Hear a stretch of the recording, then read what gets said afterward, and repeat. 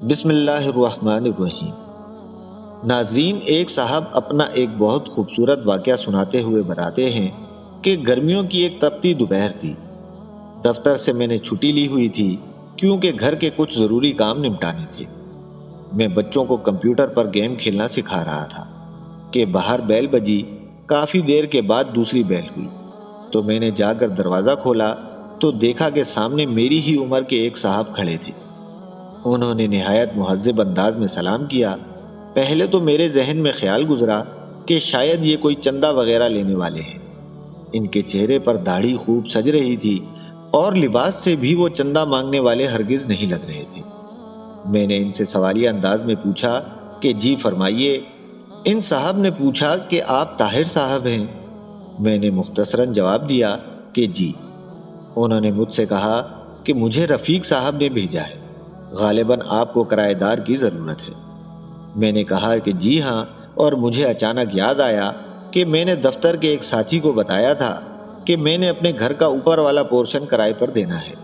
اگر کوئی نیک اور چھوٹی سی فیملی اس کی نظر میں ہو تو بتائیے، کیونکہ دفتر کی تنخواہ سے خرچے پورے نہیں ہوتے۔ مجھے افسوس ہوا کہ میں نے اتنی دھوپ میں کافی دیر اسے باہر کھڑا رکھا۔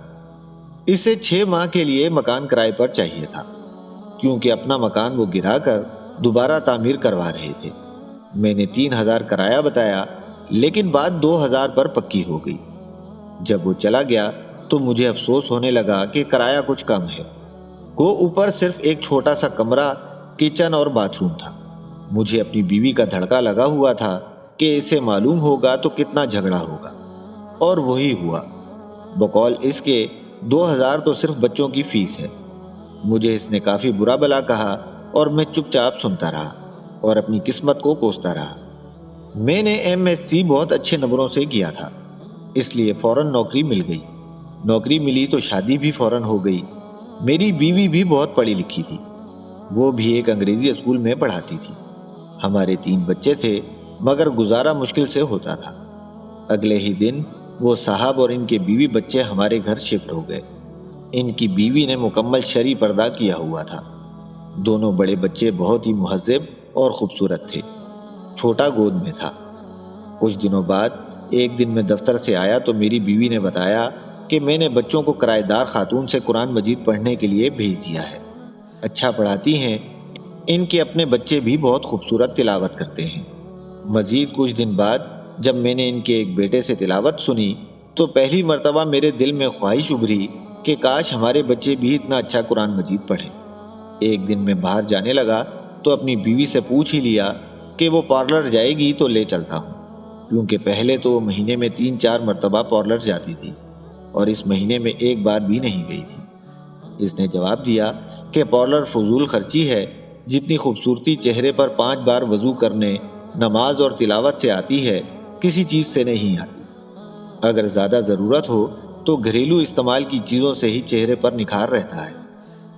ایک روز میں کیبل پر ڈرامہ دیکھ رہا تھا تو میرے چھوٹے بیٹے نے مجھے بغیر پوچھے ٹی وی بند کر دیا اور میرے پاس آ کر بیٹھ گیا اور کہنے لگا کہ بابا، یہ بیکار مشغلہ ہے۔ میں آپ کو اپنے نبی حضرت محمد صلی اللہ علیہ وآلہ وسلم کا ایک واقعہ سناؤں؟ مجھے اس کی اس حرکت پر پہلے تو بہت غصہ آیا، لیکن اپنے بیٹے کی زبانی جب واقعہ سنا تو میرا دل بھر آیا۔ میں نے اس سے پوچھا کہ یہ تمہیں کس نے بتایا؟ تو اس نے بتایا کہ ہماری استانی محترمہ نے۔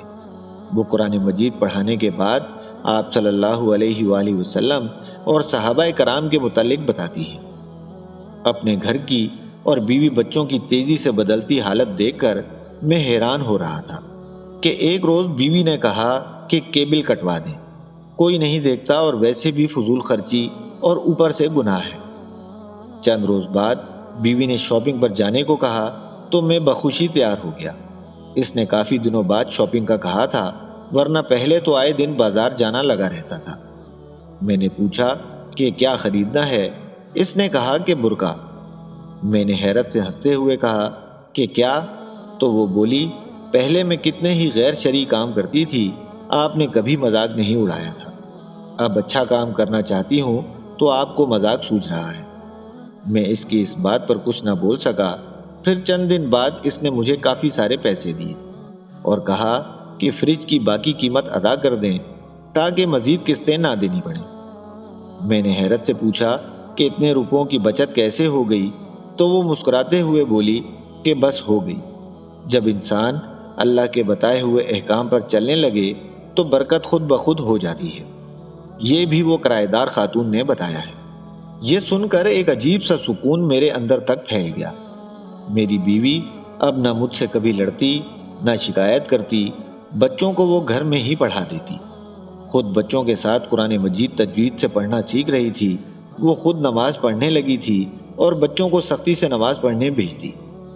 مجھے احساس ہونے لگا کہ نجات کا راستہ یہی تو ہے۔ پیسہ اور آرائش سکون نہیں دیتا، اطمینان تو بس اللہ کی یاد میں ہے۔ مجھے اس دن 2000 کرایہ تھوڑا لگ رہا تھا، لیکن آج سوچتا ہوں تو لگتا ہے کہ وہ تو اتنا زیادہ تھا کہ آج میرا گھر سکون سے بھر گیا۔ ناظرین، امید کرتا ہوں کہ آپ کو یہ ویڈیو بھی پسند آئی ہوگی۔ اگر ویڈیو پسند آئی ہو تو ویڈیو کو لائک اور شیئر ضرور کر دیجیے گا۔ ملتے ہیں انشاءاللہ بہت جلد ایک نئی ویڈیو کے ساتھ۔ اپنا خیال رکھیے گا۔ اللہ حافظ۔ ناظرین، اگر ویڈیو پسند آئی ہو تو ویڈیو کو لائک اور شیئر ضرور کر دیجیے گا اور ہمارے چینل وائس آف چودھری کو سبسکرائب کر دیجیے گا۔ شکریہ۔